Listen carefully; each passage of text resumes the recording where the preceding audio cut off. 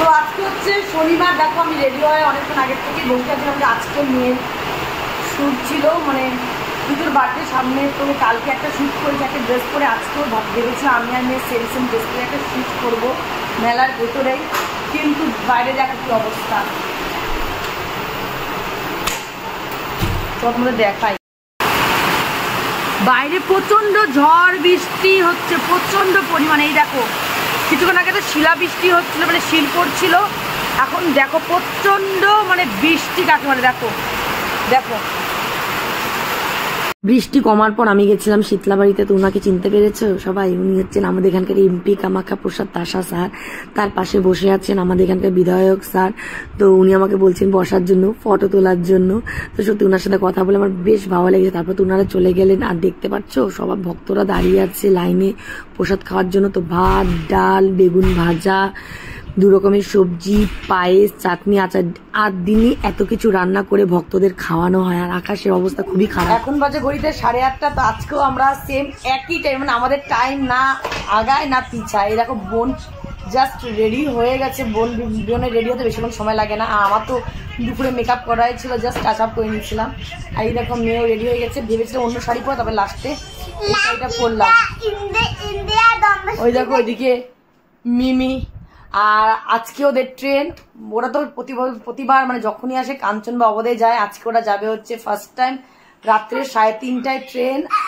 কি ট্রেন জানি, রাজধানী, ওটা এনজিপিতে পৌঁছাবে 1টার সময় দুপুর। তো যেহেতু সোমবারে Mimi first day, first school ICIC board saint Joseph school, তো ফার্স্ট ডে তো অ্যাটেন্ড করা উচিত, না তো ইমেজটা খারাপ হয়ে যায় যে প্রথম দিনই যদি স্টুডেন্ট না যায়, এটা একদম বাজে দেখা যায়। তাই মানে এত রাশ ট্রেন, মানে এত ভিড় ট্রেন, মানে অনেক কষ্টে মালিগাঁও থেকে এটা করা হয়েছে রিজার্ভেশনটা। দিনটা ছিল শনিবার, সেদিন সকাল থেকে দুপুর অব্দি এত বৃষ্টি হয়েছে মুষলধারে, যে দেখো ভিড় কিন্তু রীতিমতো বেড়েই চলছে।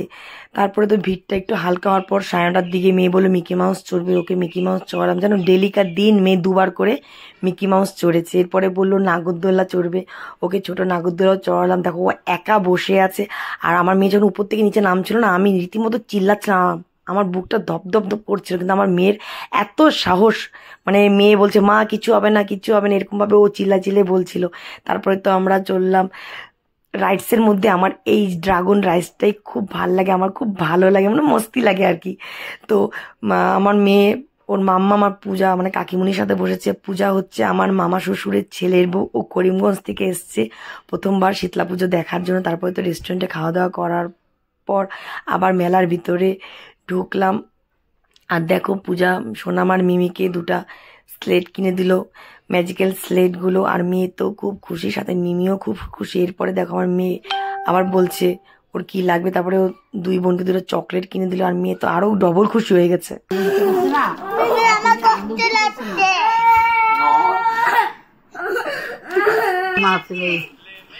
দেখি তো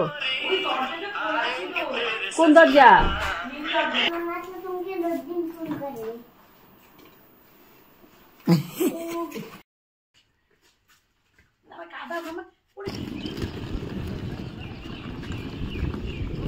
বাইরে কি হাওয়া দিচ্ছে আজকে, মা হাত পা কাঁপতেছে আমার। আর দেখো এসে দেখি স্টেশন কত ভিড়। এই যে একটা গাড়ি ঢুকছে, সবাই গায়ে তুলবে। দেখো সব শীতলা পূজা দেখে এখন ঘরে ফিরছে। তোমরা তো শুনতেই পেলে সোনামার মিমি কিভাবে কাঁদছিল, আর মেয়ে বলছিল আমার খুব কষ্ট হচ্ছে। তো আমি এইসব ভিডিও আর করতে পারি, জাস্ট এইটুকুটা করেছি। মানে ওদের কান্না দেখে আমি নিজে কাঁদছিলাম হাউমাউ করে, যে এইটুকু বাচ্চারা কি বোঝে না। আমি বাইরেই ছিলাম, দিবাকর ভিতরে ঢুকেছে। তাহলে চলো রাখছি, টাটা।